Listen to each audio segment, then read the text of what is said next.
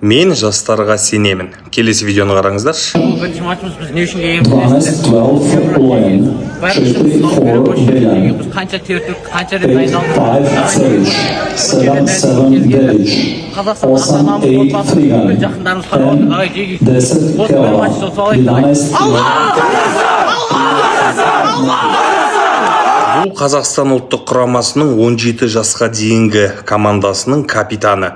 Мен риза болдым бұл жігітке. Қазақ тілінде, еліміздің жалғыз мемлекеттік тілінде өзінің командасына рух беріп, жігер беріп жатыр.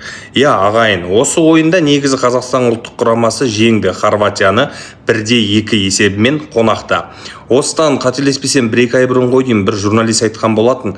Біздің ұлттық құрамада қазақша сөйлейтін, қазақша жігер беретін адам болмай, біздің команда ешқашан дамымайды деп. Міне нақты соның бір дәлелі өзіміздің даламыздан, өзіміздің қазақтың жерінен шыққан осындай жігіттеріміз расымен де қазақ футболының болашағы. Бұл ініме кәдімгідей риза болдым. Аман болайық ағайын.